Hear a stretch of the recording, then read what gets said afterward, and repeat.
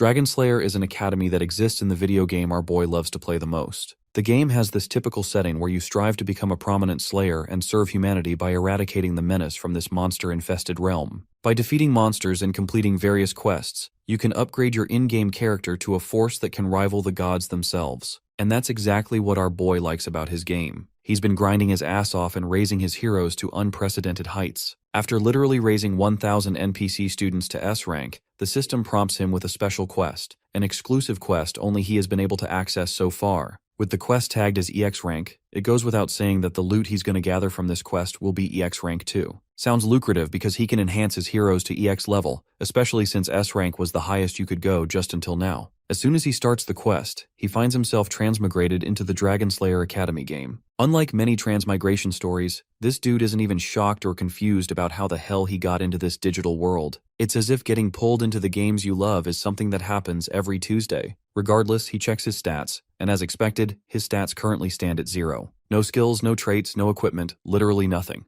Then he's prompted by yet another system message. He's been granted a few special and exclusive traits for his first-time transmigration into the game. There isn't much detail given about what these traits exactly do, but let's hope to find out soon. He's hoping these traits will help him grind, level up, and become the embodiment of strength like he was before. This is where the game officially begins. Another system window prompts him to get ready for the tutorial. He'll have to survive for 10 minutes, and as a reward, he'll be granted the Dragon Slayer Academy new student kit. This puts a smile on his face, as surviving against low-level mobs doesn't even pose any threats. All he has to do is avoid attracting the attention of these mobs and let the 10 minutes pass. It's a strategy he has used in the past, but little does he know, bro is in for a great surprise. The snarling noises and heavy footsteps echoing can't be from low-level mobs. In the sky, there are literally 2 dragons duking it out. Of course, he accelerates through the forest before he loses his sorry ass in the collateral damage. He can't fucking believe what he just witnessed. 2 S-rank bosses just for a mere tutorial quest sounds ridiculous. Perhaps this unprecedented occurrence is due to the difficulty level being EX. Meanwhile, the fire dragon uses one of his magic abilities and is about to release a massive torrent of fire. The intensity of the attack is so high that if our boy doesn't leave this place, he'll be incinerated on the spot. It's then he remembers those special traits he received and decides to use one of them, the one which was dubbed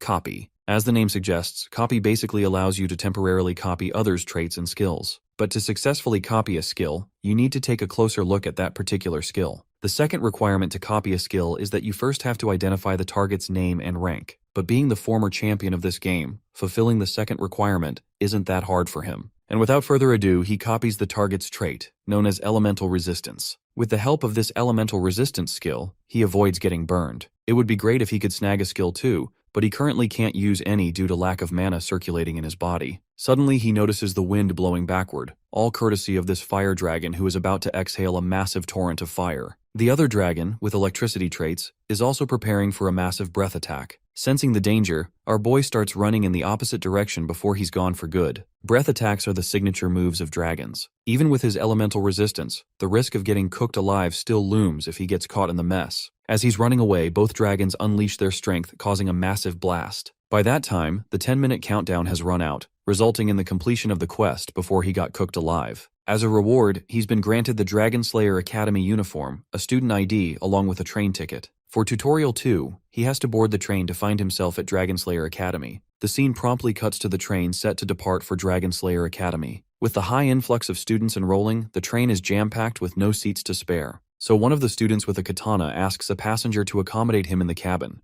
But the only response the katana guy gets is dead silence from a girl who's sleeping soundly without a care in the world. Right at that moment, our boy also hops on the train, hoping to get a spare seat for himself too. The katana guy sheepishly points out how this girl sleeping there doesn't seem to be in the mood to respond. Right then, the girl in question wakes up from her slumber. Our boy insists she share her spare space, and the girl seems more than willing to entertain his request. As he makes himself at home, he introduces himself as Kim Ho before thanking her for the kind gesture. The girl reciprocates the greeting and introduces herself as Seo Yain. And as for the dude with the katana, he's feeling utterly devastated to see the unfairness of this world. He didn't get permission, but our boy did. Even though no one asked, he introduced himself as Hyun Wu. And once again, the only thing he gets in response from Seo Yain's end is dead silence. Anyhow, he too helps himself and takes his seat, grateful for the opportunity. Kim Ho questions Hyun Wu about the reason he was late to catch the train. The katana guy reveals how he witnessed 2 dragons on the way, a sight so magnificent it nearly made him forget about his main agenda of the day. Well, my guy also remembers seeing those two monsters, but his experience wasn't that pleasant, something he'd rather avoid remembering. The train finally begins to move. About this Dragonslayer Academy, it's the place our boy kept coming back to every time he raised a new hero. So he basically knows everything about that place, like the back of his hand. This is part of the reason he isn't really excited to visit that academy, since there's nothing new to explore. Or at least, that's what he thought until he boarded the train. The students in his cabin, along with the other students and train staff, Kim doesn't recall seeing any of them. They're totally unfamiliar and new people, not some random NPCs he remembers. While this world shares great similarities with the game he once knew, the cast is completely different. This also means the upcoming events and quests have been altered too. So while trekking through the game, he wants to stay cautious about the unknown. Right now, the thing bugging the hell out of him is the blank stares he's getting from the girl beside him. About Yain, she possesses these special eyes that can turn anything into stats and comprehensible data she can use. For example, she can see through all the stats or anything she needs to know about this katana guy sitting in front of her. She can see this dude is just your average Joe with mediocre traits. But as for our boy, his stats are incomprehensible. No matter how hard she stares at him, she fails to figure out anything about his strength, making him stand out. This is exactly why she's been staring at him with a clueless expression on her face. She recalls how her manager told her to get all cozy and nice to anyone she's interested in. That way, she can get closer to them. So, taking that advice to heart, she pulls out her suitcase, consisting of some important stuff and snacks she brought for the journey. In an attempt to appear nice and get closer, she offers him one of her cookies. Of course, Kim is naturally bewildered by this sudden and unexpected gesture coming from her, but saying no would be considered rude, so he takes the cookie. To further strike up a conversation, he casually asks if she baked them, and the girl responds affirmatively. Now it explains why the taste is pretty average. Kim then turns his attention toward Hyun Wu and questions him about the peculiar longsword resting beside him. The katana guy takes major pride while revealing that this thing is a sacred relic belonging to his martial sect. The reason it's wrapped up like this is because he hasn't qualified to break its seal yet, so he's left it wrapped. Until the day he becomes worthy of this katana, he'll use this spare iron sword as a substitute. As they're having their conversation, a guy with blonde hair barges in impromptu. His upbeat mood and big smile totally alter the vibe of the cabin. He too stumbled here while looking for a place to sit. Kim doesn't particularly like noisy guys, and this particular guy seems kinda shady. He already knows this dude isn't here looking for a seat, so he wants him to reveal his true intentions. The suit guy feels a little awkward after getting his lies laid bare. He pulls a business card out of his coat and introduces himself as Shin Byung-chul. He sells errand services to his clients along with a bunch of other services an average person would require in their day-to-day life. He promises to find you anything, for the right price of course. Our boy expresses his skepticism, but this snake tie continues to preach the good about his services. Kim has already seen through this shady dude who's running this shady business under the radar. Even now, this dude is being chased by the authorities for promoting his illegitimate business around. Throughout his whole pitch, he kept taking glances over and over outside, as if he's in deep trouble and being chased by someone. The guy denies such accusations and tries to run off before it's too late. Well, it's indeed too late already. The disciplinary committee has shown up here to take necessary action against this guy. The dude knows he's screwed. About this disciplinary committee, it's a group formed by students themselves that handles law and order within the academy walls. Yes, the same disciplinary committee that holds more power than the government itself. These guys waste no time flaunting their authority and demanding this business guy hand over the illegitimate stuff he isn't supposed to carry here. Poor dude tries to defend himself, highlighting how negligible his offense is, yet he's being treated like some fucked up cannibalistic serial killer on a leash. The head of the disciplinary committee immediately penalizes the poor guy with an electric shock for not cooperating enough. She's a lightning-type mage, something Kim finds very special and unique about her. After all, lightning-type mages aren't easy to find. Conveniently enough, he has one of the copy skill slots empty, meaning he has the perfect chance to grab her skill while he has the time. So, Kim decides to put this tasteless cookie to some better use. He promptly throws it on the ground, ready to use it as leverage against the disciplinary committee. Meanwhile, the disciplinary committee leader is already planning to proceed with the next step now that this shady dude has once again refused to cooperate. The only option she has left is to subdue him forcefully and confiscate everything from him. She throws a bolt of lightning shaped like a hummingbird, ready to penetrate the poor guy's body. When it looks like this dude is going to get screwed, my guy extends his hand and grabs that lightning attack before it can hit the target. Of course, that leaves the disciplinary lady in absolute awe. My guy, meanwhile, appears out of the cabin complaining how the commotion caused by the disciplinary committee had him drop his lovely cookie. The lady has no clue what this clown is on about. While my guy has already succeeded in his main agenda, he has acquired her lightning attribute magic skill, known as Hummingbird. Our boy talks about the loss of his beloved and most treasured companion a man could ever ask for, a cookie. With the cookie's life ruined, he blames the annoying student council members for ruining his day as well. One of the council members doesn't take his excuse lightly and thinks it's a ridiculous reason to try and interrupt them. Korean Jesus over here apparently wants to throw hands and threatens to harm our boy. In response, Hyun Wu reaches for his sword as well, stating that if they're gonna do this the hard way, then he won't hesitate to treat them accordingly. With both parties at a stalemate, we get a basic shot of them glaring at each other, to see who's going to make the first move. Deciding to resolve things diplomatically, the leader of the council stops her impulsive subordinate and offers a free dessert coupon for Kim Ho's invaluable loss. Our boy is quickly satisfied with that exchange, leaving Byung-chul all on his own again. Truth be told, he never wanted to save the guy's ass to begin with, he just wanted to copy the lightning skill. Now that he has it, bro's got everything he needs with a skill slot and a trait slot fulfilled. Moments afterwards, the president of the council retrieves the item that Byung-chul apparently stole. It's actually a damn wig, stolen from one of the station attendants. Given that Byung-chul is a dog for money, he ended up doing a commission prank. Even Kim Ho thinks that this one is totally his fault. While leaving, the pretty girl warns our boy to stay cautious of Byung-chul and his schemes if he wants what's good for him. But Kim Ho doesn't really like it when other people tell him what to do, and believes that he'll handle the situation on his own. Korean Jesus warns our boy and promises to remember his face for the future, and as for Hyun Wu, he's busy investigating the discipline committee and learns from Byung-chul that these guys are the best of all the elites. Their current president, the one who shot the hummingbird spell, is called Song Chunhi. Her name is so recognizable in fact that Hyun Wu realizes that she belongs to the famous Song family, the one that governs the Topaz Tower. This woman, apart from her good looks and immaculate outfit choices, isn't someone to be messed around with. Her grandpa is the Thunderlord Song Gyeong-yoon, and let me tell you what, I don't even know the guy, and I already feel sorry for Chunhi's future boyfriend. As for the background on the chumps that were following her, they're not exactly some randoms either. Among them is Joe Bak, a notable student of the Fist King. Then there's Han Soman, an excellent student of the Sword Empress herself. Finally, there's Gaeum Yohan, and even though I'm mocking the dude, he's actually the lone heir of the Golden Lotus Pavilion. After running an introduction to the committee members, Byung-chul thinks that it's time for him to head out. With him gone, Hyun Wu curiously turns to our boy, addressing the whole cookie sacrifice ordeal that he pulled off. It strikes him as strange that Kim Ho would risk himself in a fight over a single cookie. Revealing the truth, Kim Ho states that he actually came in to check on the epic lightning magic used by Chunhi. This explanation surprises Hyun Wu, because he did see our boy stepping in to block the hummingbird spell, which leads to Kim Ho quizzing his knowledge of the spell. Brainstorming for a minute, Hyun Wu reflects that he hadn't seen a usage of the spell ever before, and even having caught a visual demonstration of it,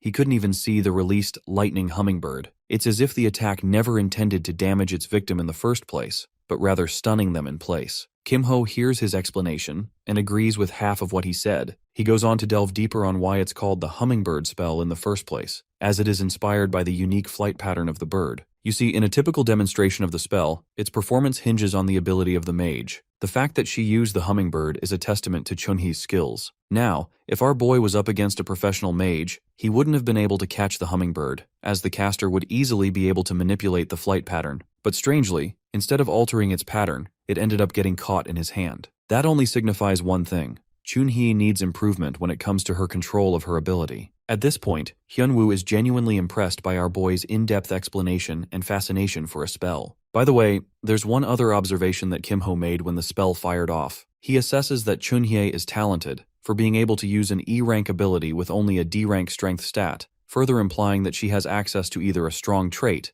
and even raises the possibility that she might be loaded with internal mana. In any case, Kim Ho thinks that she'll easily live up to her reputation as the Thunderlord's granddaughter. Focusing back to Hyun Wu, he's quickly become a fan and friend of our boy in their short time interacting with each other. Kim Ho thinks that this guy's exaggerating it a little bit, but Hyun Wu's pretty serious about this, and even offers to help him out whenever the guy needs his help. Appreciating the gesture, Kim Ho immediately decides to use this opportunity and tasks him to come with him. At the same time, he politely requests a sudden favor to borrow 1 silver coin. In the next scene, we arrive to Kim Ho's chosen location. Sadly, the machine is out of order. And yes, it's a gambling machine because this place once used to be a casino. The machine appears run down and broken Hyun Wu's eyes, and yet, Kim Ho's willing to bet all his life savings on it. In other words, the one singular coin he obtained from Hyun Wu. The moment he enters the coin, initially nothing happens, causing them to wonder if it's really broken. But suddenly, the machine fires up and turns on, unlocking a hidden event called the Broken Slot Machine. Of course, it's something that Kim Ho knows due to him unlocking every achievement in the damn game. Using this as his golden ticket, our boy pulls the lever back, banking on the roll. But to both of their disappointment, the only thing he ends up obtaining in the end is a water bottle. Yes,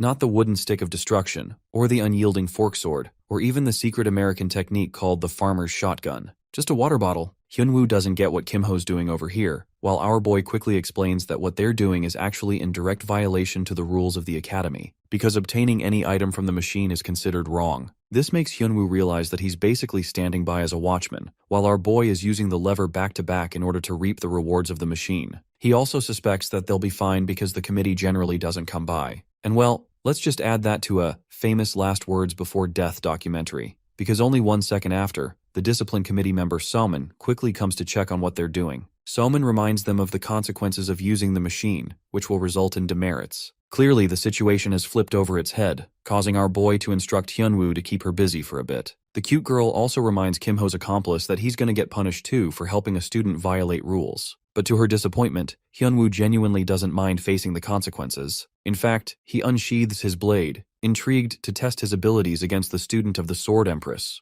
Soman also decides to get ready for the battle, and learns about his name. Without wasting time on any more introductions, Soman lunges into the battle with a powerful initial thrust. Her heavy attack is blocked by Hyun Wu, who then initiates a counterattack. However, Soman evades it without any trouble. After maintaining some distance, Soman channels some energy into her weapon and bolts ahead with incredible speed. Taking to the air, she uses her entire body weight for a downward strike. The force of her attack is so heavy that Hyun Wu uses both his hands to block it. Kim Ho's also watching the fight unfold, realizing that Hyun Wu is severely lacking when it comes to internal energy, hindering his performance in the fight. At the same time, our boy doesn't want things to get over too quickly because he's here for the full show. Gesturing his hand towards the swordsman, Kim Ho supplies an amplification spell, boosting the swordsman's magic core from grade E to grade C. However, this buff has a time limit of 1 minute and a cooldown period of 1 hour as well. This singular minute is the deciding factor for Hyun Wu, who is still struggling to keep up with the impressive Soman. The battle continues as the timer runs down to 14 seconds, making Kim Ho reflect that slot machines are usually avoided because of their inherent gambling nature. However, there is a piece of knowledge that none of the players know about. Its secret feature is actually the guaranteed jackpot trigger. Think of it as a pity system when it comes to your average gacha game. Initially, the players start the game with 5 coins, and right now it's Kim Ho's 5th and final spin. This time, however, he's dead confident in using the extra piece of silver he borrowed from Hyun Wu. Turns out that right after the 5th spin is over, the 6th spin confirms a jackpot guarantee. It's not even a fair chance, but a guaranteed 100% chance of hitting the best reward. The slot machine finally churns out the best thing it has to offer, which in this case is the dark ice crystal of rank C. The crystal comes with a potential hazard that it could cause the player's own death if used incorrectly. Anyway, the situation gets troublesome for our boy because the blue-haired baddie is about to stab him from behind. However, Kim Ho was ready for that, and knew that his trusted companion would step in to help him. Hyun Wu does end up deflecting the blow, but at the cost of shattering his iron sword. The time duration comes to an end, but to Soman's shock and horror, this man literally drinks the dark ice crystals even after reading the warning sign. Right away, the system initiates a status of frozen on his body. As you can expect, bro starts choking out, like that one satisfying scene where Joffrey gets poisoned in Game of Thrones. But interestingly in our boy's case, the frozen status keeps applying and removing itself, causing an unending loop. And only 1 second later, Kim Ho rises like nothing even happened, stunning both the committee member and Hyun Wu. Shortly after this scene, Hyun Wu asks about what he consumed from the vial, to which Kim Ho responds that it was a mana-replenishing elixir. Let's talk more about the unique 6th spin of the slot machine. Upon usage, it releases the dark ice crystal, but this thing is seriously lethal for most beginners that come across it, resulting in a horrendous death. It's so deadly that a piece smaller than a fingernail is enough to freeze your entire body into a statue. Basically, think of it like Medusa's petrification ability, but this time, you're consuming your own demise. As deadly as it may be, Kim Ho outlines that he's the exception to the rule. Why? It's because of his S-rank elemental resistance, you know, the one trait he obtained from the S-rank dragon in his tutorial quest. Because of that, his body has now entered a never-ending loop of applying and removing the frozen status, nullifying it completely. But not just that, he also gains an easy access to the immense energy after consuming the crystals. As for how he handled the committee member, bro used his male manipulator gaslighting Pro Max skills to fool her with a false explanation. Anyway, Hyun Wu's pretty satisfied being able to help out our boy, because it also led to him testing his own skills against the student of the Sword Empress. Kim Ho thanks him all the same, because he couldn't have pulled off the 6th turn without his help. The swordsman is thoroughly intrigued by Kim-ho's amplification skill that he used during the fight. However, our boy turns him down and states that he can't use it anytime he pleases, which is actually true because of the cooldown factor. Kim-ho's explanation is fair because even Hyun Wu understands that a powerful skill like that must have its own drawbacks. As for the sleepyhead Yain, she's barely catching on to their words. Speaking of which, our trio is about to reach their destination called the Dungeon Island, the final station of the train. Dungeon Island is famous for its enormous number of dungeons, and it was formerly a place reeking of criminals who didn't exercise any kind of law. Everything changed when the Dragon Slayer, the first and most memorable hero, made his mark on the island. First, he took care of every last criminal, then he conquered all the dungeons on his own, and finally built a city using the island as its foundation. That city led to the creation of the Dragon Slayer Academy, the place that fosters the growth of incredible warriors. Arriving at the institution at last, Hyun Wu is amazed by the attitude of the crowd. The place is filled to the brim with many different students coming from all walks of life. Unexpectedly, the trio ends up bumping into Chunhi, the committee leader, who wants to see our boy back in her office. The scene cuts to the meeting in the committee room, a place of interrogation that is notorious for being so frighteningly life-changing that anyone who goes inside never returns the same. The interrogation kicks off with the committee testing his body for a checkup after he consumed the crystals. Of course, nothing comes up because the frozen status is no longer there. It leads to the committee doubting the legitimacy of the forbidden item in the first place. The interrogator Sehun, who is also the head of the interrogation department,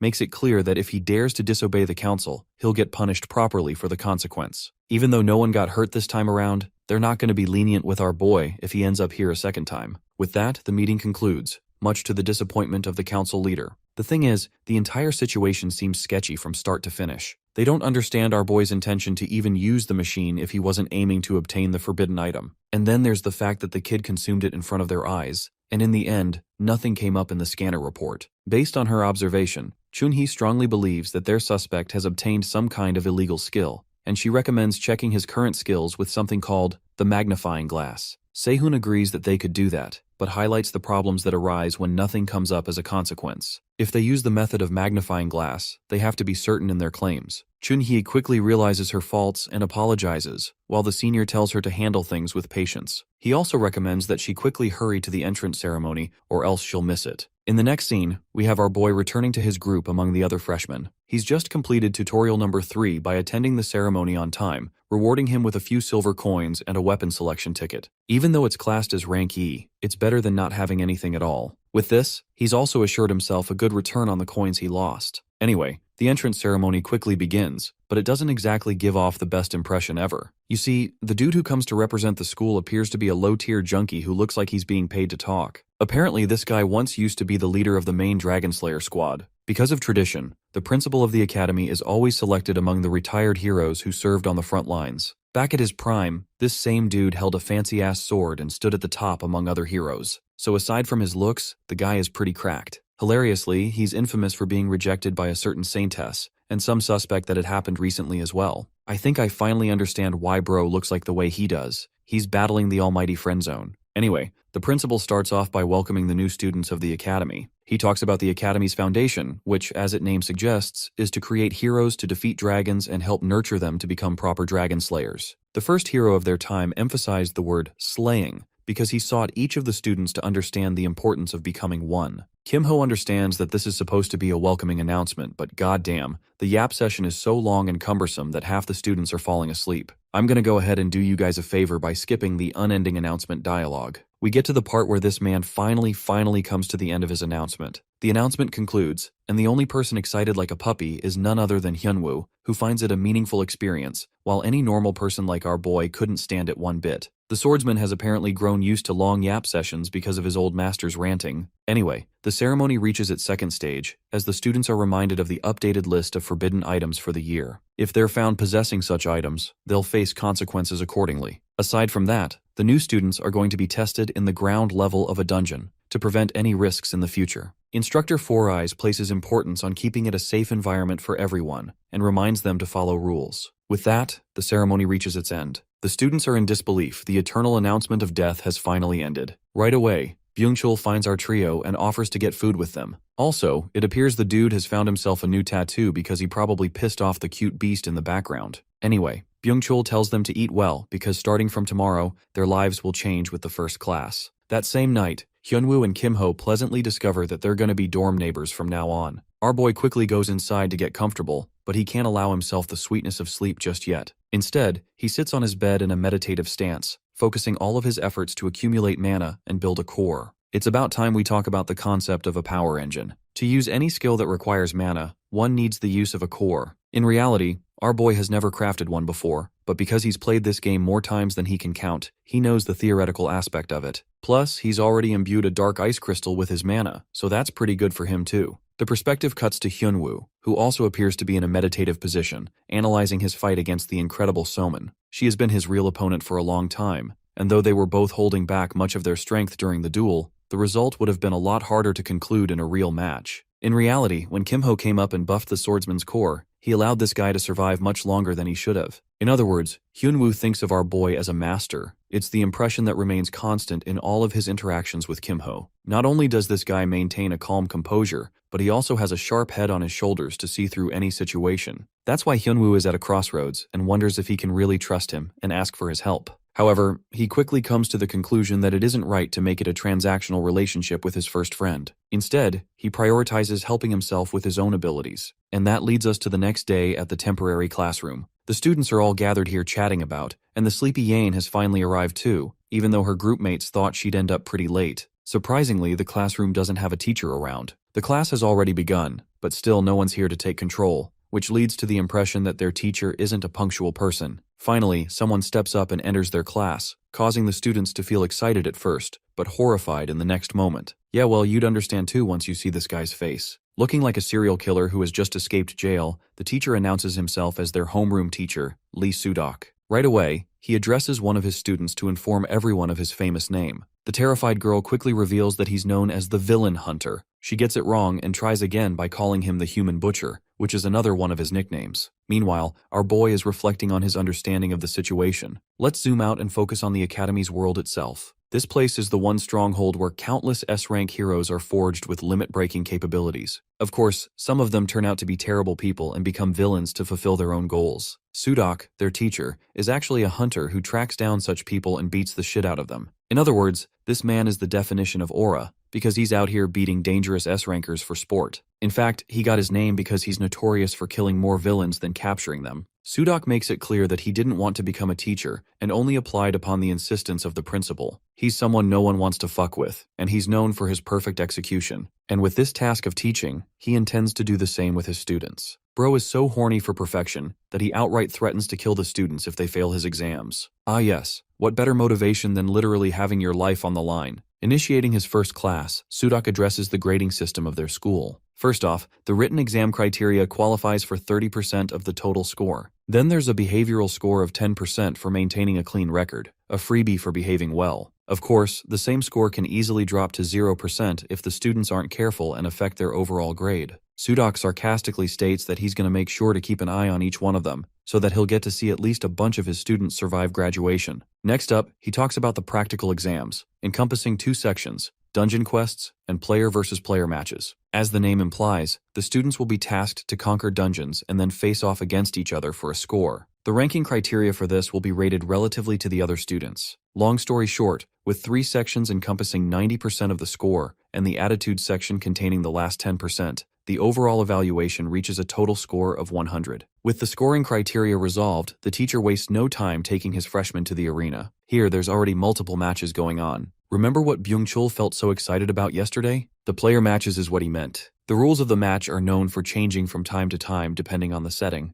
For this specific event, the rule is classified as a death match, and not a literal one. It just means that the duel will go on until one person's health bar hits 0, or if they're incapable of continuing the fight. They can also surrender, and there's a total time limit of 5 minutes for each battle. If neither fighter can resolve the duel in a set duration, the match ends in a draw, or reaches its conclusion via a judge. Byung-chul also states that the participants will face off against 3 random opponents from the same year, netting them a total of 300 points for every victory scored. But what about the cost of losing or drawing? To that, Kim Ho quickly states that there isn't any negative marking, but no one's going to get a participation reward for it either. Suddenly, a system notification pops up, alarming him of a subquest mission through the placement exam. Our boy is required to participate and score at least average results in the exam, which means beating one of his opponents. If he successfully completes the quest, his reward is an extra copy slot. To be honest, it's a pretty convenient quest according to Kim Ho's standards, because one victory and an average score in the dungeon conquest isn't difficult to obtain.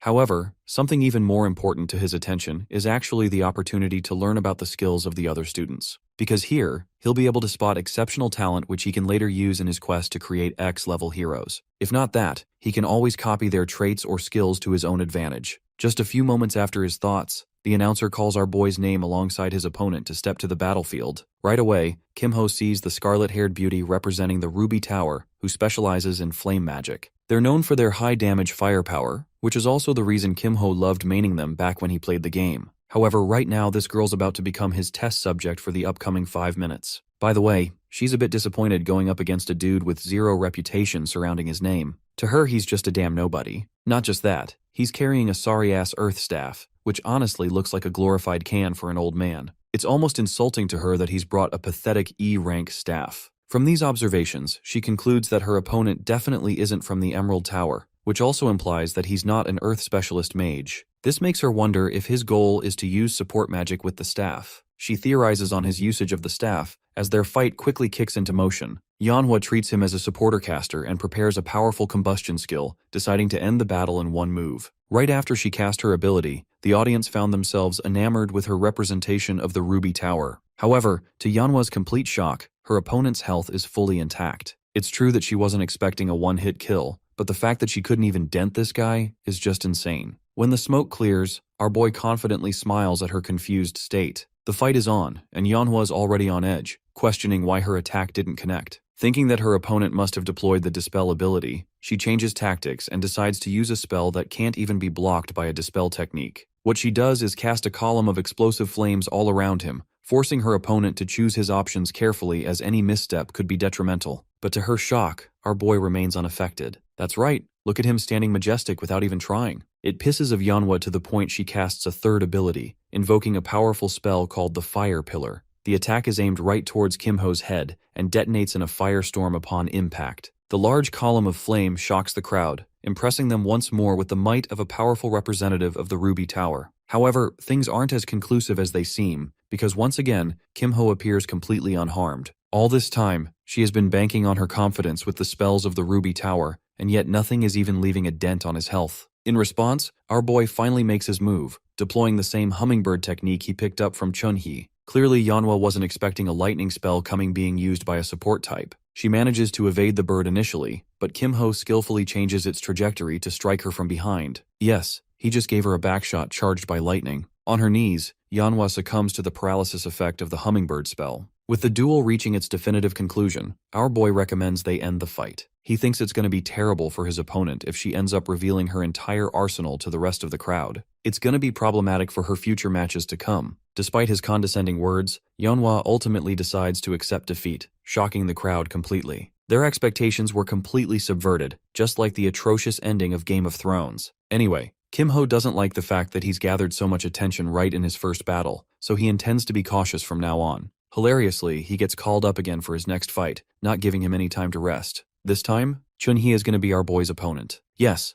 the same stylish baddie and the head of the first-year disciplinary committee. She's flexing her aura, but more importantly, she's got an issue to resolve with Kim Ho. Bro looks at her for a moment, and just to fuck with her plans, he surrenders from the fight before it even begins. Sudok is baffled by his sudden withdrawal, while Kim Ho simply reasons that he's no longer in a state to fight anymore. Even though the teacher suggests that he raise his score for the exam, our boy doesn't really give a crap as he's already achieved the one victory he wanted. He also initiates a complete forfeit for his third fight too, counting as his second and third loss, and further pissing off the Thunderlord's granddaughter. She roars at him for being pathetic, and for having a weak heart, unlike her grandfather who always advised to fight with resolve. Speaking of her grandfather, Kim Ho remembers that he used to be the Thunder Monarch at some point. He can sense his shadow in Chunhye's demeanor. In any other context, the advice she gave here is actually useful, but in his specific case, it doesn't really mean a thing, nor does he care. Bro straight up walks away maintaining the same stance and handing her the win. Chunhye begrudgingly accepts the outcome, even though she thinks it's supremely disappointing from his side.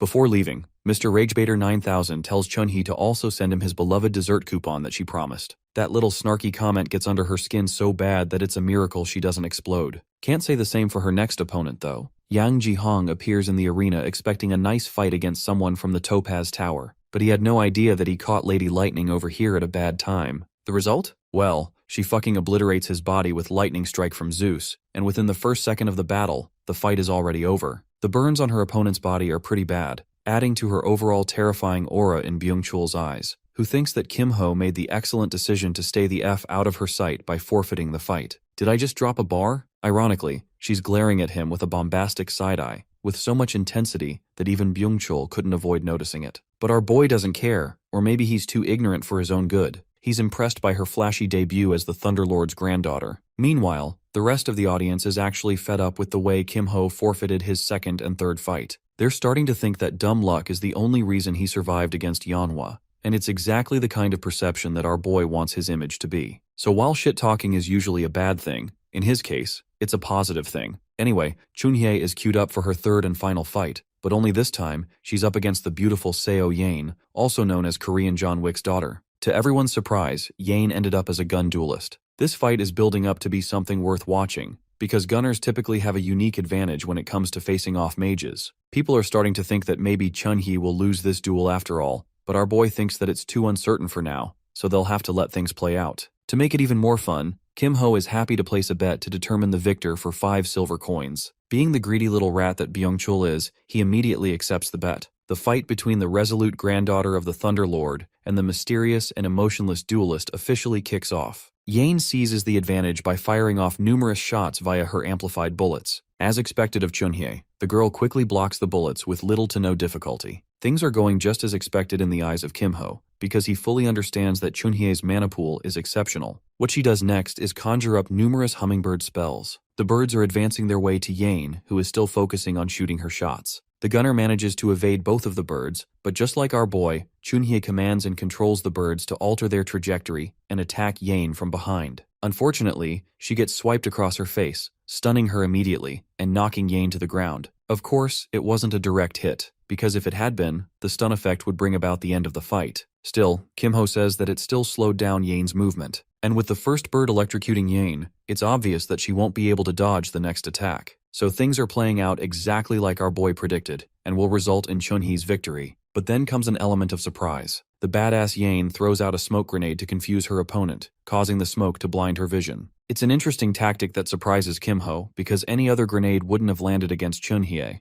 With the smoke covering her vision, the battle has become complicated for the lightning mage, and it's here where Yain can finally hone in on her advantage. The gunner takes aim and connects a proper shot against Chunhi's back, a direct hit. At first glance, it seems like the attack actually hit her, but luckily, Chunhi casted a defensive barrier at the last moment and still found herself off guard. She realizes that she's in grave danger in this situation, while the gunner quickly positions herself to take another shot. Interestingly, Byung-chul points out that Yain must be some kind of rich daughter of a millionaire, because she's actually using an invisibility cloak as part of her gear. Not just that, she whipped out an epic rifle to deal more damage too. One shot from the rifle is so threatening that Chunhi doesn't risk blocking it. She only dodges by a couple of inches. At present, their health bars are roughly equal, and half the duration for the fight has already expired. The problem with the invisibility cloak is that Chunhi can't spot her opponent at all. She's off guard every time Yain shoots another shot, which is exactly what the gunner does when she attacks from behind again. However, this time Chunhi prepares a tactic of her own.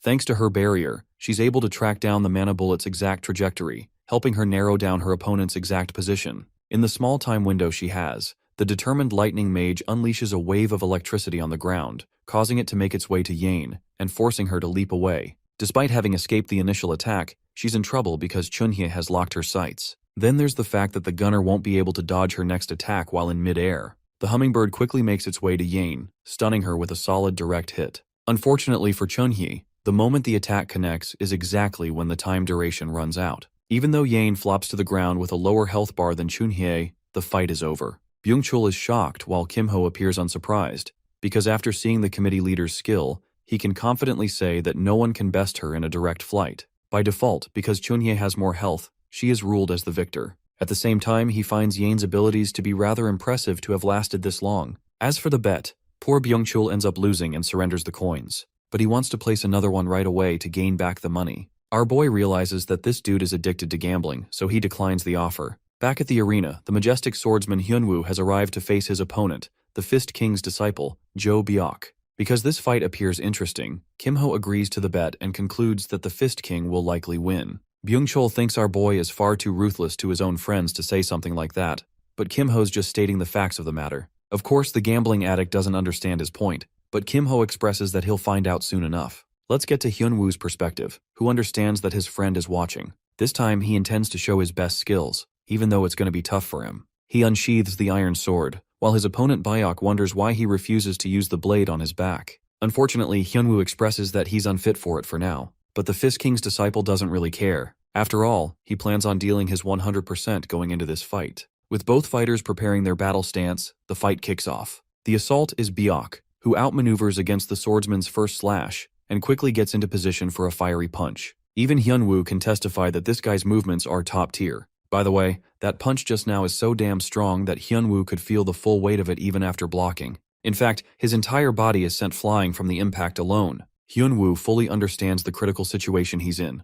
Normal attacks just won't help him last in this fight. As for his opponent, Byok launches himself like a damn torpedo for another strike, while the swordsman prepares to end this fight with a single move. Unleashing his Clearstream sword technique, he faces off against Byok's enhanced punches. Unfortunately, reality is disappointing for Hyun Wu, as his blade shatters during their clash. With his weapon out of commission, the swordless man quickly accepts defeat. By the way, he did manage to leave a small cut across Byok's shoulder, who looks forward to their next encounter. The fight concludes just the way Kim-ho predicted, because the iron sword is a really weak weapon for someone like Hyun Wu's skills. That's the first thing that came to our boy's mind when he saw the guy fighting in the train. It's like Hyun Wu has some kind of obsession with breaking his iron swords in every fight he's in. Byung-chul, on the other hand, is suffering from yet another upset. Poor guy is snuffed out by our boy, who expects his timely payment. Since Byung-chul is running short on silver coins, Kim-ho offers him a chance to pay in some other way. Our boy insists that he pay up by offering him a good chunk of information. Later that day, they share lunch together, because the announcer revealed that there'll be a raid placement exam after the break. The trio sits together, while our boy grows impatient with this numbskull eating so slowly. Byung-chul wraps up his sandwich and asks what he wants, causing our boy to inquire about the top performers from all 4 factions. Byung-chul doesn't care about sharing this much, believing that this kind of information isn't that special to begin with. Let's talk about the 4 major factions and what they represent. Aside from the Student Council, which is the official group of the Academy, there are 4 major factions. There's the Muram Alliance, the Guild Federation, the Magic Tower Society, and the Knights Order. I'm not gonna lie, that's like 4 different manhwa universes jam-packed into one school. As for the leader of each faction, there's the majestic grandson of the Sword Saint, who commands the Muram Alliance, Mo Young-jun. Next up is the Ruby Tower's representative, who holds command over the Magic Tower Society, Hong Yunhwa. Yes, the same girl who was helpless in her fight against our boy is actually a prominent member of her society. Thirdly, we have the Guild Federation, ruled by Druid Park Nari, who is famous for her tiger-striped cat. Interestingly, there's another member in her guild who apparently hides their strength. Finally, we have the Swordmaster's son. See? Literally a manhwa title right there. I didn't know Jinrun Candle reincarnated into this universe. Anyway, Lee Seong-hyun represents the Knights Order as the 4th and final faction. The lineup is pretty damn impressive according to the list Byung-chul has shared. Suddenly it dawns on them that Hyun Wu's nowhere to be found. Byung-chul remembers about the club president and quickly dashes away in worry, leaving Kim-ho wondering what's up with the guy. With him gone, he's left alone with the silent Yain. You see, Kim-ho feels like the girl is extremely isolated, and he feels bad for her in a way, so he tries sparking a conversation about the cookie she shared with him the other day. Kim-ho shares that he received a coupon from Chunhi, so he's happy to treat her back for the cookies. The coupon manifests a nice blueberry cake, and Yain happily accepts joining in. While eating the cake, she asks for his opinion on her duel against Chunhi and why he thinks she lost. Kim-ho quickly answers that normal mana bullets just can't pierce mana barriers, which means it's seriously difficult for her to win against a mage with a high mana pool. At the same time, Kim-ho believes that if Yain hones her talent to amplify her bullets, she can turn the tide. Of course, the gunner doesn't get the appeal of training mana, and to his shock, our boy learns that she's never done mana training in her entire life. Curious, he inquires about her process of conjuring mana bullets, inviting a confused look on her face. Getting curious after hearing her answer, Kim asks if she has really never trained using the magic bullet skill, but the girl flat out denies it, saying she has never learned it at all. That reply completely throws him off because for a gunner, magic bullet should be the first thing in the book. Kim can't help but wonder if Yain has been landing her shots all this time purely on instinct, and the thought that she managed to hold her own against Chunhi without even knowing the basics of mana training makes his head spin. Realizing just how lost she is, Kim decides to offer her a bit of help, explaining that once she gets the hang of mana control and learns the magic bullet skill, things might actually start to feel a whole lot easier for her. Later on, it is already time for the placement exam. As the students gather in the hall, their homeroom teacher begins to explain the rules for the conquest exam.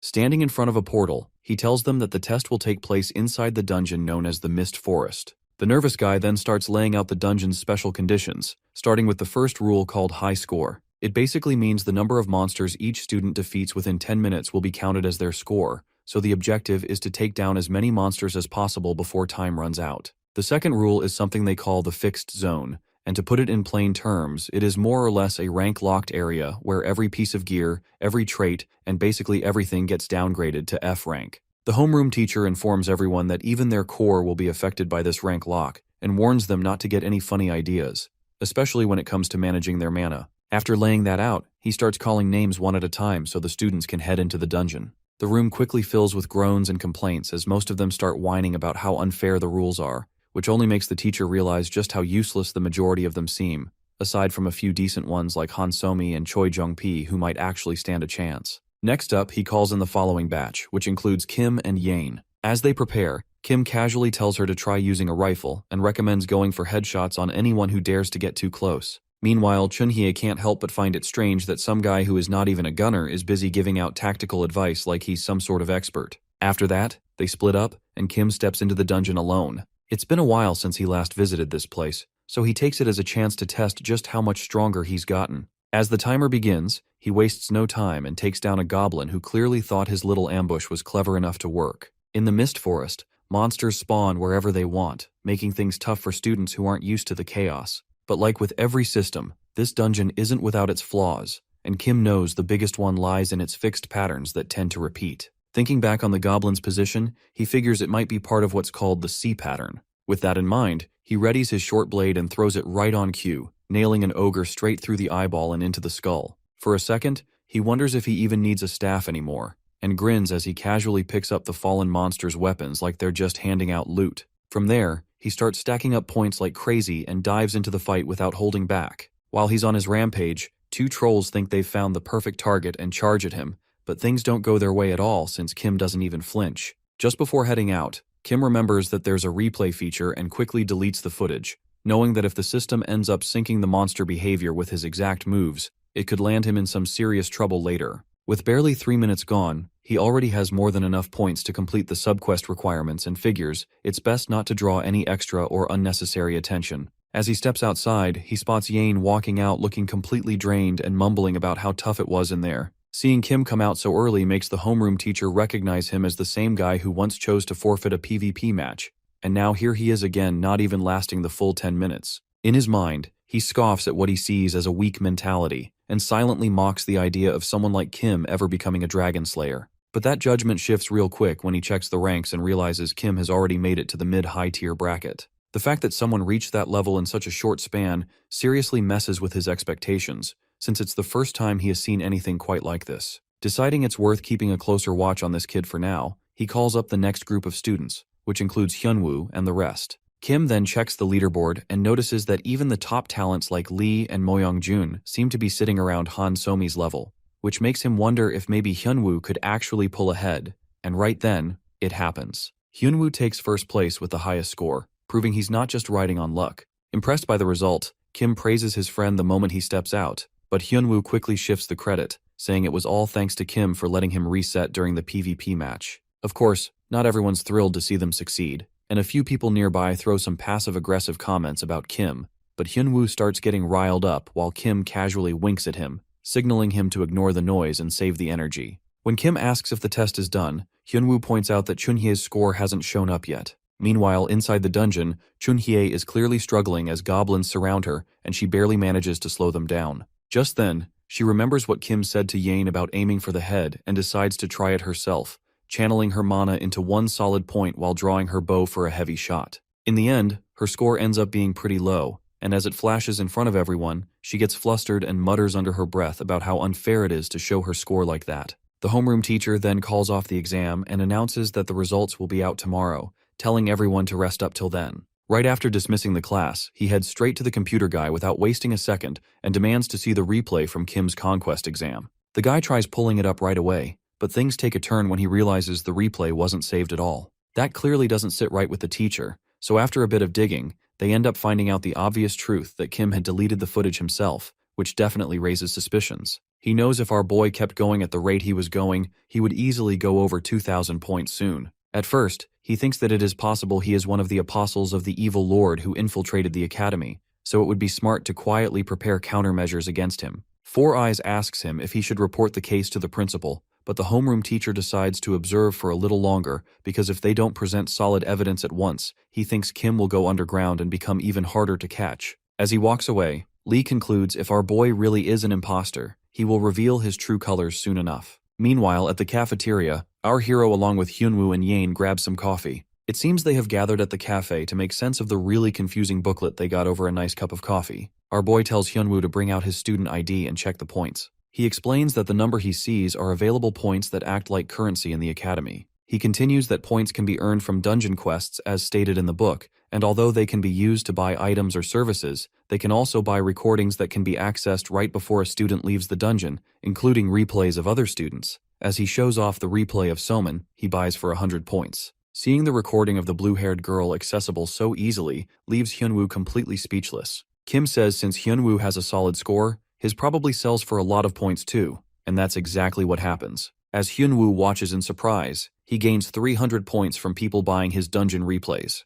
Kim's buddy immediately realizes that is actually really bad because other students can analyze him and discover his weaknesses. He tells Hyun Wu that although he got lucky due to special rules inside the dungeon, everyone will find out soon enough he has a really weak core. But because of how much points are worth, the gamble is worth it. Then, our hero reveals that there is a special training room where the mana is dense, so it allows him to cultivate and grow faster. Hyun Wu shoots out of his chair in amazement that such a place even exists, but Kim tells him not to get too excited because there are strict conditions on entry. Hyun Wu quickly guesses that it probably costs an arm and a kidney, and he confirms it costs a whole 500 points for only 6 hours. It doesn't take long for his buddy to realize that if he goes there daily, he's going to be more broke than the homeless people on the streets. So his friend asks if there's another way, and our boy excitedly tells him they can buy the season pass, which is given to the top clubs, meaning they would have to steal the spot from someone like Mo Young-jun in the swordsmanship club, which seems pretty impossible. So Hyun Wu is quick to give up, but Kim lets him know he can hook him up in return for a favor.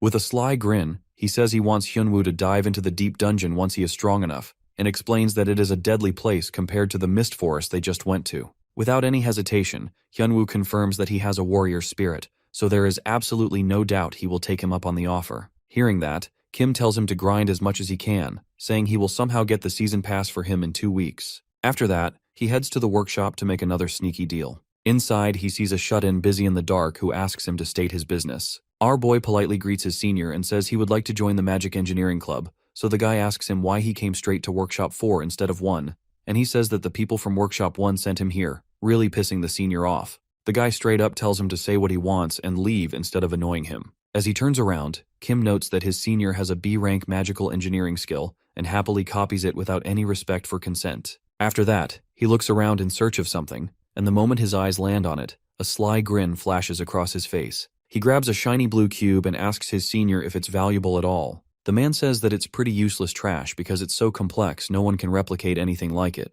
So our boy asks him if he can have it and says he feels bad taking it for free, so he offers to trade it for a catalyst reagent in return, because even though the item isn't exactly a big deal, it is something an engineer always needs. Just like he planned, the senior happily trades it and tells him to stay silent about their little deal, and my guy smiles on the way out watching the fool celebrating, thinking he just exchanged a catalyst worth 1,000 points for what is basically trash. Suddenly, an optional quest shows up for Kim, and he quickly presses accept even though it is a big hassle, but what most people don't know is that the reward for the trashy quest is the S-rank item called the Cube of Life. As someone who has raised 1,000 S-rank characters in the past, he goes to the mana training room because he knows an exploit on how to make the item without going through the painfully annoying quest line. Using the amplification skill to upgrade his copied B-rank magic engineering to S-rank, he starts solving the 10x10 Rubik's Cube within a mere 60-second time limit. Normally it would take around 3 days to solve, but he manages to make some serious progress within just a single minute. After that, he fully locks in and grows his core through 1 full hour of focused meditation, and keeps following it up with 1 minute of cube work on repeat non-stop, because he has to get the Cube of Life before Friday to be in time for a very special event. The next day in class, he is surprised to find Yain arriving early while Hyun Wu is weirdly late, but he is quickly distracted by Yain's surprise dinosaur cookie attack. While our boy is absolutely enamored by her crunchy dinosaur cookies, Hyun Wu finally shows up, and he asks him how it went in the special training room. With a big wholesome smile plastered on his face, Hyun Wu says it was amazing and he believes he will get a breakthrough in no time. Hearing that, Kim promises to get the season pass as soon as humanly possible, while Yain gets crippling depression at him calling her adorable bear cookies dinosaurs. Then their homeroom teacher enters the class and announces that the battles will be held in the arena moving forward, and the time limit will be increased to 10 full minutes, so they better use each moment smartly. He also explains that every first year must complete 3 matches within the week, and their score will be heavily decreased if they refuse to take part. Hearing that, Kim silently grins in anticipation of the event he's been eagerly waiting for and thinks it's finally time to destroy the competition. He checks the system panel and notices a subquest that increases the reward based on how many victories he gets after playing 3 PvP matches. Because of that, this time he knows he cannot afford to lose and has no choice but to win. He tells Hyun Wu to come along to the arena with him, but before he can leave, Yain grabs his arm and mentions that she is free today. Everyone nearby stares at them thinking a proposal is about to drop, but their hopes crash immediately when they realize it's just about a training session the two had planned. Later in the afternoon, when the arena is completely empty and Kim is casually goofing around with his friend, a red-haired guy named Ji-hong suddenly walks in and starts mocking him for forfeiting the battle against Miss Song. He calls Kim a coward, which instantly fires up Hyun Wu again, but Kim calmly waves him off and keeps things from escalating. Still, Kim has no plans of going easy on the redhead and begins provoking him by pointing out that they both ended up with the same score in the placement exams. That ticks Ji-hong off even more as he yells about how insulting it is to be compared to a coward, and in an attempt to prove his point, he challenges Kim to a one-on-one duel right there. Kim accepts without hesitation, clearly enjoying how things are going exactly the way he wanted. Ji-hong goes all in thinking he can end the match with a single strong move, but Kim stays a step ahead and hits him with the hummingbird spell, paralyzing him in an instant. He even mocks Ji-hong for falling for the same exact trick twice, especially after getting humiliated by the Thunder Girl not too long ago. Kim says that he at least showed more mercy than Song Chunhi and wraps up the fight by beating him cleanly. Even after taking a proper loss, the redhead refuses to accept defeat and insists that a second match would end differently. Kim plays along and goes for another round, but the result stays the same, with Ji-hong ending up even worse than before. Still not ready to give up, Ji-hong challenges him again, clearly fired up to somehow turn the tables. Even though Kim needs one more win to complete his quest, he acts like he's completely exhausted and insists on getting something in return if they're going to fight again. The poor redhead, desperate for another shot, hands over a spiritual pill made by his own family just to get Kim to agree to a rematch,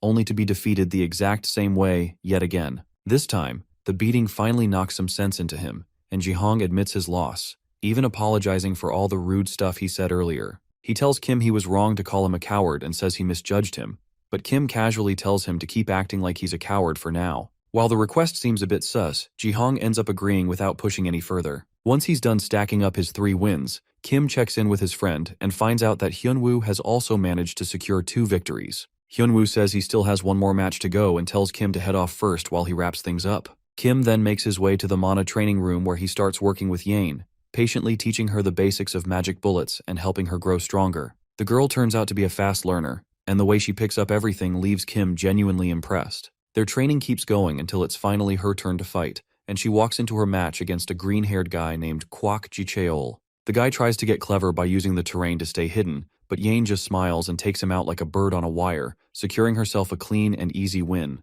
Later that night, the homeroom teacher reviews the match replays and notices a few things that feel off. His eyes go wide when he sees Yain's battle and starts questioning how someone could improve this much in just 2 days. That's when it hits him as he remembers overhearing that Kim had trained with her, and it becomes pretty clear that he's pulled some serious strings again. The whole thing gives the teacher a bit of a chill as he starts wondering who this mysterious kid really is. Meanwhile, Kim is chilling somewhere else completely focused on the cube, and he finally finishes crafting the Cube of Life, which boosts the effectiveness of any stored life-type items by a solid 1.3 times. He feels pretty proud of himself for all the hard work and intense meditation that upgraded his core rank up to D, so now the mana consumption from skills won't feel nearly as painful as before. With his preparations finally complete, our hero confidently gets ready to advertise his new little invention. On his way to class, he runs into the Druid Park Nari, and just as he planned, all animals like her cat are incredibly sensitive to life energy, so the cube instantly attracts Tiger Kitty, and it proceeds to leap right into that bad boy, making itself quite comfortable.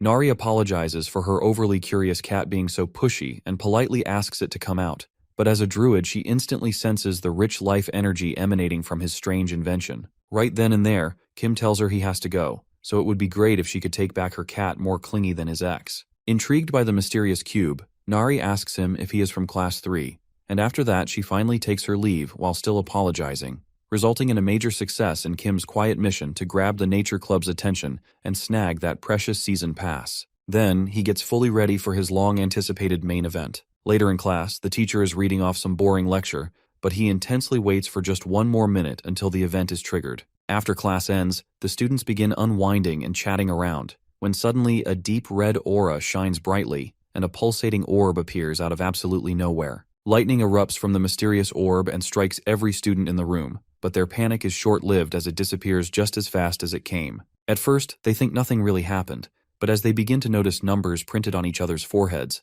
our hero instantly recognizes this as the surprise inspection known as the ban wave. It uses some fancy sci-fi magic to detect whether students possess any inappropriate toys or illegal items in their inventory and locks them away. Our hero is genuinely surprised at the horrifying screeching sound it makes, while Yain and Hyun Wu stand undisturbed like nothing strange happened at all. He then looks at some lame guy panicking while checking his inventory, and calmly walks up to him to ask if his club president happened to tell him today was inspection day. Still, the guy cries out that he doesn't have anything technically illegal, but what he does have are things no man should ever be caught carrying. So, our boy casually offers to give him a little help. He seriously doubts if Kim can really do anything, but the moment Kim takes the item back, he desperately begs him to save him, and swears he'll do whatever he says in return. Hearing that, our boy calmly makes it clear to the guy that he now officially owes him a favor, which the guy quickly confirms without hesitation. Kim then tells him to place any of his banned items safely inside the cube, making the guy suspiciously curious if it's actually safe. Hiding together under the table like two totally suspicious guys, our boy tells him to take it or leave it. Hearing the footsteps getting close, he panics and quickly dumps all of his contraband inside the cube of life without another word. Suddenly, Chunhi makes an explosive entrance and yells for all the filthy villains to freeze right where they're standing.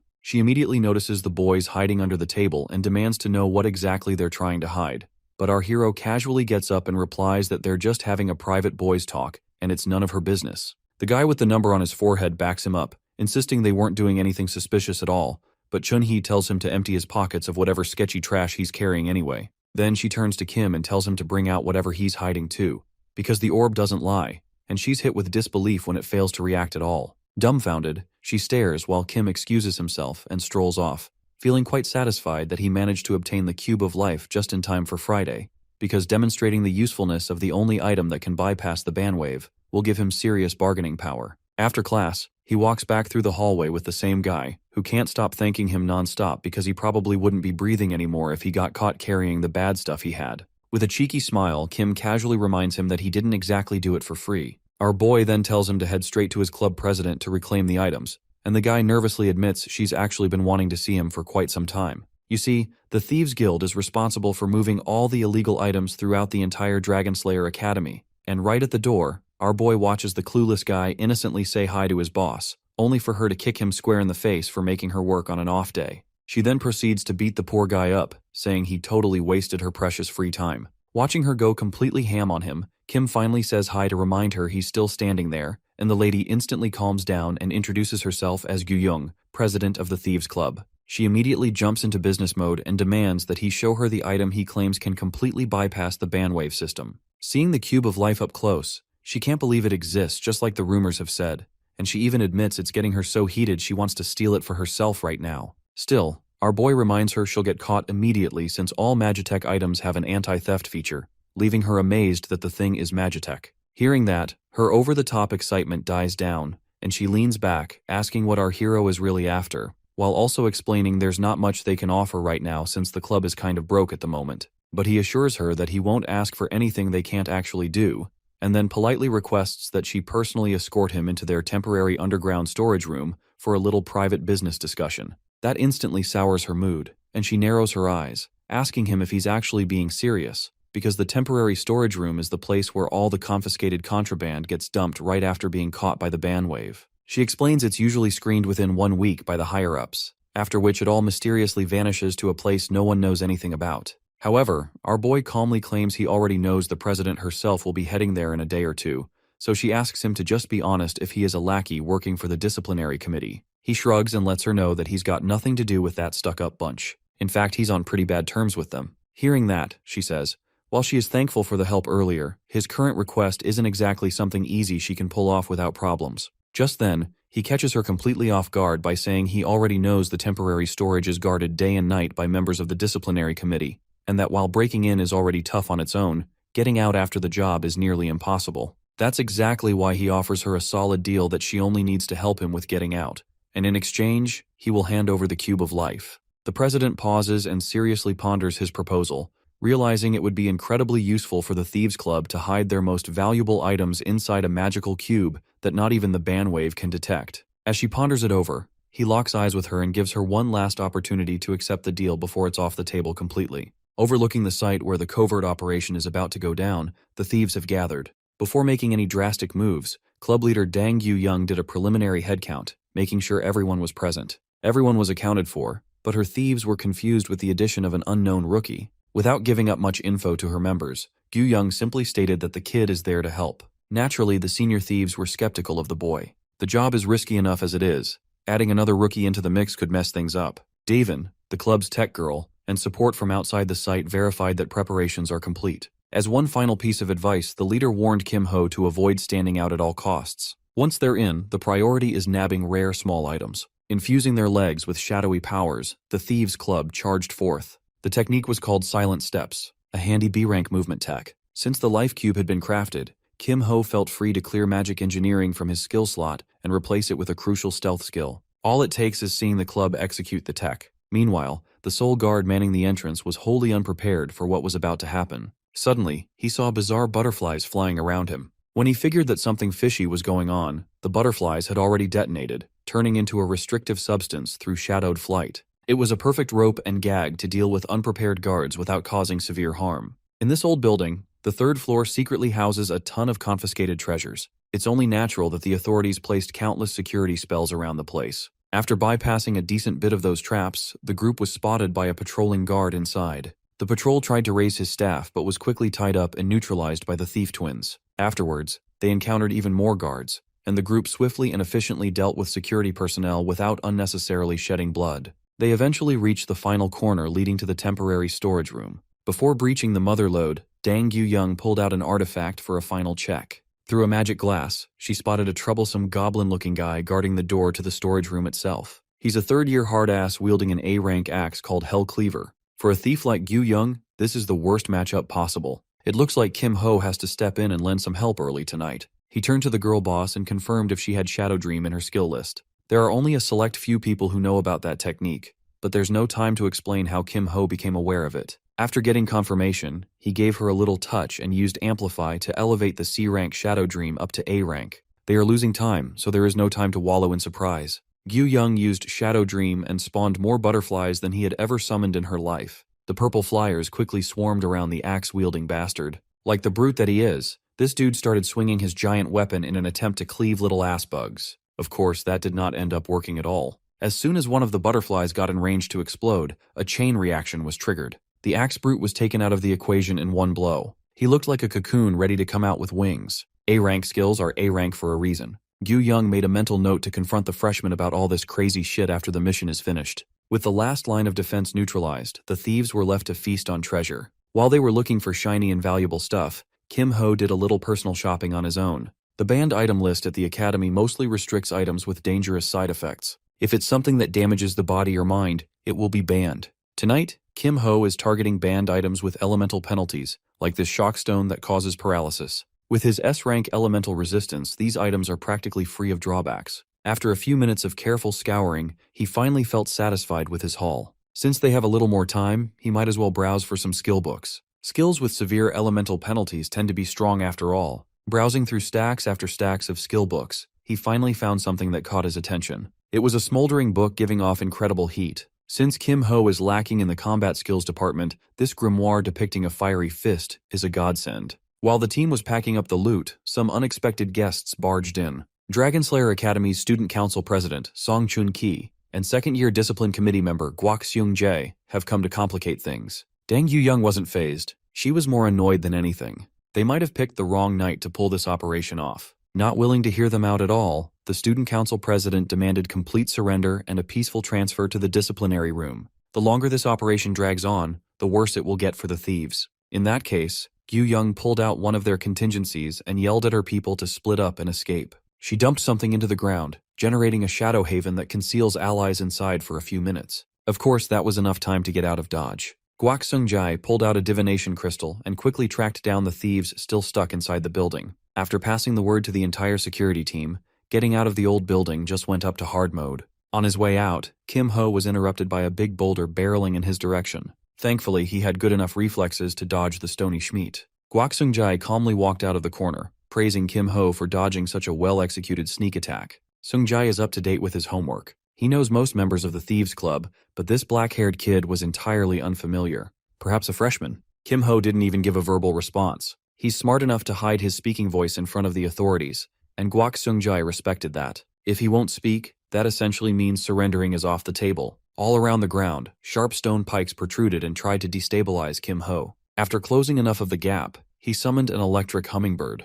Guak Sungjai clicked his tongue and summoned stone cannons held by tree roots. He sent a barrage of cannonballs in hopes of knocking the thief out, but the hummingbird simply drifted around the sea of balls with grace. This nerd had never seen bird control this good ever in his life. If he didn't put up a defensive spell in advance, he'd be toast now. As he recovered from the shock, the freshman thief ran past him with silent steps. Unfortunately for Kim Ho, he was forced to take the only path out, and that path just happens to be riddled with a kill trap made of more rock cannons. Guak Sungjai detonated another barrage, seemingly intent on making an example out of this freshman. No one had ever taken one of his planned hits and survived. As he was about to check on the aftermath, Sungjai started sweating as the temperature around the hallway climbed to infernal levels. The last thing he saw was a thief with a fist burning like it came straight from the depths of hell. Feeling the pressure as he witnessed a forbidden skill in action, Sungjai poured every bit of mana he had in his body into building a robust triple bloodstone wall. That fancy defensive technique is no more than paper thin against Kim Ho's smoldering punch. He executed Inferno Fist with devastating mastery, tearing through the wall and sending Sungjai packing. This time, he lucked out and succeeded, but controlling a forbidden skill was harder than he thought. The power level in particular is hard to manage. Thankfully, he pulled back just enough to avoid causing any serious injuries to the poor sap. The school probably wouldn't step in, but the Emerald Magic Tower and Disciplinary Committee won't stay silent. Those nosy bastards will work overtime to uncover Kim Ho's identity. They won't find anything, though. Suddenly, the sounds of footsteps attracted by the commotion inched closer. That's Kim Ho's cue to get out of here. As he silently steps out of the battlefield, the freshman disciplinary kids arrive. The very next day, a few people were escorted to the Student Disciplinary Committee's Room of Truth. Sitting in the hot seat, Dang Gyu Young acted her ass off while claiming innocence. She's been in custody for so long that she ground down the student council president and left the room. Disciplinary Committee Chief Oh Se-hoon took over the interrogation process and went with a gentle approach. He calmly handed the temporary storage's item ledger to Gyu Young, and she rifled through the pages with elation. She inwardly thanked Kim Ho for getting involved. Page after page, small but valuable items were pocketed by her club. The committee chief and everyone else know the culprit, but they don't know the method they use to keep the items, nor do they have any concrete evidence. As usual, Gyu Young firmly denied the accusations. If she has to take the fall for a case without real evidence, it won't hold up anyway. For now, the chief can only give a weak-ass disciplinary action to the main culprit. After leaving the Room of Truth, she came across the rest of the disciplinary committee. Counting the heads inside the room, they seem to be short by one core member. Seeing her acting smug annoyed Song Chunhi. She thinks the mastermind is shamelessly playing dumb. Reaching her boiling point, Chunhi barked about one of the thieves using something as dangerous as Inferno Fist to send Senior Guak Sungjai to the infirmary. In truth, Gyu Young had no idea what this girl was talking about, but if she had to take a guess, there's only one dude in that operation skillful enough to use a forbidden technique. After being interrogated, the club leader went straight to the club and checked on Kim Ho's hand. Surprisingly, it looked perfectly fine, no burn marks at all. Kim Ho didn't bother hiding the fact that he was responsible for that one guy's hospitalization. Forget that four-eyed nerd, it's time to check the spoils of their labor.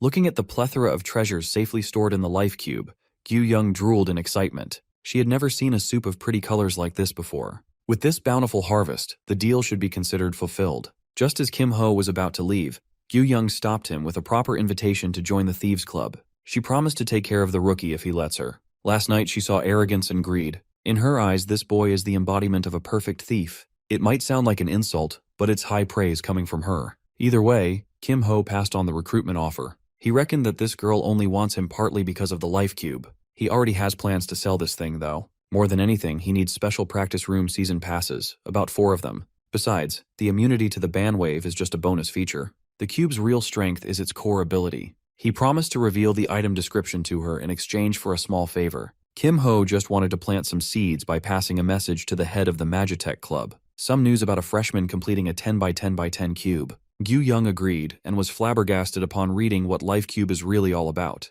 enhancing the effects of stored life items by 1.3 times. Something that busted would sell no matter what the price in some factions. Before he finally leaves, Gyu Young seriously urged Kim Ho to consider her invitation even without the cube in the equation. She values everything he can bring to the table, so he promised to think it over. A weekend passed, and a few days of silence cooled the disciplinary committee down a little. Today, Kim Ho is heading to class with the permanently lethargic Seo Yain. It's only Monday morning, and she's already moving like a zombie. As they got closer and closer to their next class, Kim Ho became more and more certain that he was being tailed by some brats from the Emerald Magic Tower or the Nature Club. He doesn't really care if they snoop, but nipping the problem in the bud is the less annoying way of dealing with this kind of thing. So he let Yain go to class first while he cleaned up some rats. Seo Yain quietly relented, but she also noticed the two barely hidden snoops. Kim Ho turned around and directly confronted the annoying duo. The girl was alarmed, and the boy was arrogantly pleased that Kim Ho saved him the trouble of initiating the confrontation.